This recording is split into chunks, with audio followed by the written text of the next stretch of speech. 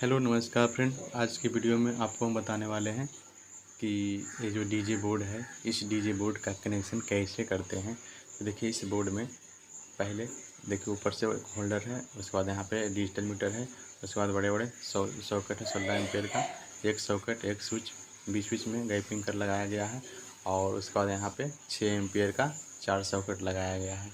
देखिए इस बोर्ड को आज हम full detail step by step आपको वायरिंग कनेक्शन कर आपको बताएंगे।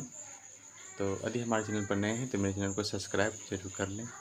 तो देखिए दोस्तों, यहाँ पे इस तरह से सारे सॉकेट और स्विच लगा हुआ है। तो इसे कनेक्शन करने के लिए हम सबसे पहले क्या करेंगे, सीरियल नंबर से आपको न्यूट्रल का फेस डालेंगे सबसे पहले, सॉरी न्यूट्रल का नहीं, मेन फेस का कनेक्शन डालेंगे। देखिए यहाँ पे मेन फेस का कनेक्शन करने के लिए स्विच से कटिंग करना होता है। तो यहाँ देखिए सबसे पहले 16 एम्पेयर का जो सॉकेट लगा हुआ है उसको हम स्विच से कटिंग करेंगे। तो इसके लिए देखिए यहाँ पे उस साइज का तार कटिंग कर लिए, और देखिए यहाँ पे एक सबसे फर्स्ट स्विच का एक टर्मिनल में डालें, और यहाँ पे 16 एम्पेयर का सॉकेट का एक फर्स्ट टर्मिनल में डालें। देखिए यहाँ पे एक सॉकेट का एक मेन फेस का कनेक्शन हो चुका है। और देखिए यहाँ इसी तरह से दूसरे स्विच सॉकेट में भी यहाँ पे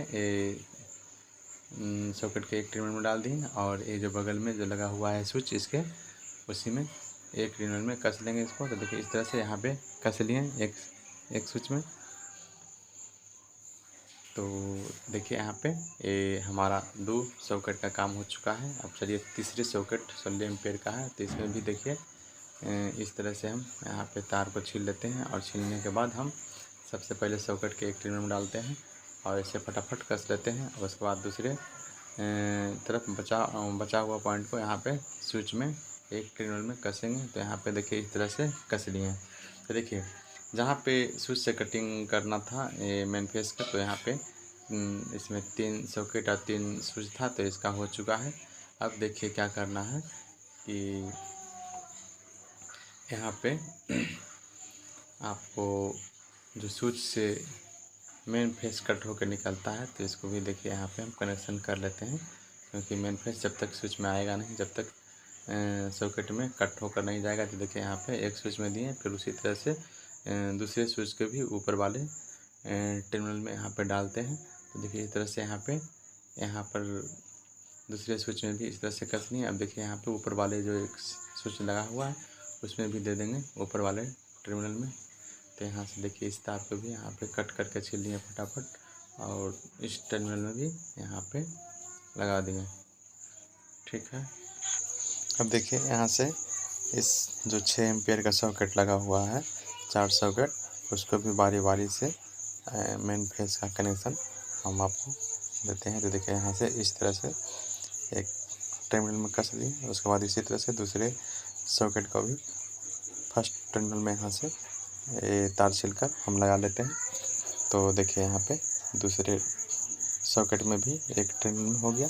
अब उसी तरह से तीसरे सॉकेट के फर्स्ट टर्मिनल में हम इसको डाल देंगे। तो यहाँ से इसे कट कर लिए और यहाँ से इसको लगा लिए। तो देखिए इस तरह से हम ये जो चारों सॉकेट था उसका मेन फेस का कनेक्शन हो चुका है। अब क्या करना है कि इस बोर्ड में मेन फेस का कनेक्शन सारे स्विच सॉकेट में हो चुका है। तो अब लाइन देना है, ये न्यूट्रल फेस का देना है। तो न्यूट्रल फेस को देना है, तो देखिए उसी तरह से हम फिर नीचे से चलते हैं। तो यहाँ पे देखिए यहाँ एक स्विच एक सॉकेट का तो होल था, और बाकी सारे सॉकेट में एक एक टर्मिनल बच रहा है। तो यहाँ पे देखिए एक ब्लैक वायर को लगा दिए, और उसी तरह से दूसरे सॉकेट में भी एक फेस बचा हुआ है, एक टर्मिनल, तो यहाँ पे इसमें लगा दिए।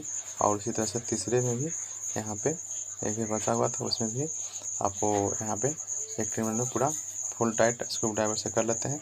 तो इस तरह से देखिए यहाँ पे टाइट कर लिए। अब देखिए क्या करना है कि ये जो नीचे 16 एम्पेयर का था इसका कनेक्शन हो चुका है। अब 6 एम्पेयर वाले सॉकेट में एक एक टर्मिनल बच रहा है, तो सभी में न्यूट्रल लाइन देना है। तो देखिए यहाँ पे इस तरह से यहाँ पर इस तरह से कट कर लिए। कट करने के बाद देखिए इसको छील लेते हैं। छीलने के बाद एक एक टर्मिनल जो बचा हुआ है सभी में हम बारी बारी से कस लेते हैं। देखिए यहाँ पर दे दें इसमें, और उसी तरह से हम दूसरे टर्मिनल में भी डाल लेते हैं। तो देखिए यहाँ पर इसे भी कट कर लेंगे। कट करने के बाद इसे छील लेते हैं, और छीलने के बाद उसमें भी दे देंगे, दूसरे में भी। तो उसी तरह से दूसरे तीसरे सारे टर्मिनल में हम इसी तरह से डालते चल जाएंगे। तो देखिए यहाँ से अब बच गया तीसरे टर्मिनल, तो तीसरे टर्मिनल में भी डाल लेते हैं यहाँ से। तो इस तरह से यहाँ पे हो चुका है, और अब बच गया चौथे टर्मिनल। तो चौथे टर्मिनल में भी उसी तरह से इसे कट कर कर और तार को छीलकर इसे बढ़िया से स्क्रू ड्राइवर से फुल टाइट कर ले, क्योंकि कोई स्पार्किंग की जगह नहीं रहना चाहिए, क्योंकि स्पार्क रहेगा तो सॉकेट को ख़राब कर सकता है। ठीक है दोस्तों, तो इस तरह से यहाँ पे इसका न्यूट्रल और मेन फेस का कनेक्शन हो चुका है। अब देखिए इसका होल्डर का भी कनेक्शन करना है, और डिजिटल मीटर का भी। देखिए यहाँ से कट कर लिए और थोड़ा हल्का हल्का इसको छील लेते हैं। और छीलने के बाद क्या करना है कि ये जो वायर बचा है उसी में कनेक्ट कर लिए इस तरह से, और कनेक्ट कर लिए, और उसी वायर को हम मीटर में भी कनेक्ट कर दिए। और कनेक्ट करने के बाद हम कहीं भी कोई सॉकेट से इसमें लाइन हम दे सकते हैं, न्यूट्रल और मेन फेस का। तो देखिए यही सॉकेट में हम दोनों लाइन को, नेगेटिव और पॉजिटिव को यहाँ से हम डाल दिए हैं। तो हम यहाँ पे इस सॉकेट में डालें, आप इतने सारे सॉकेट में से कहीं से भी लाइन दे सकते हैं। ठीक है दोस्तों, तो देखिए इसका कनेक्शन हो चुका है। अब आपको हम प्रैक्टिकल कर दिखा देते हैं जो मेरा कनेक्शन किए मेरा ऑलरेडी ओके हुआ कि नहीं। तो देखिए यहाँ पर से हम आपको लाइन देकर दिखाते हैं। ठीक है दोस्तों, तो देखिए यहाँ पे हम आपको इसमें मेन लाइन दे रहे हैं, और मेन लाइन देने के बाद आपको हम टेस्ट कर दिखा देते हैं कि ये जो मेरा जो कनेक्शन हुआ मेरा सही हुआ कि नहीं हुआ। तो देखिए इस तरह से हम यहाँ पे अब इसमें लाइन देते हैं, और लाइन देने के बाद देखिए यहाँ पे ऑलरेडी ओके है। ठीक है दोस्तों, तो इस तरह से मेरा कनेक्शन ओके है। यदि दोस्तों मेरा वीडियो अच्छा लगा होगा तो मेरे वीडियो को लाइक ज़रूर करें, कमेंट करें, और यदि चैनल पर नए हैं तो मेरे चैनल को सब्सक्राइब करें। धन्यवाद।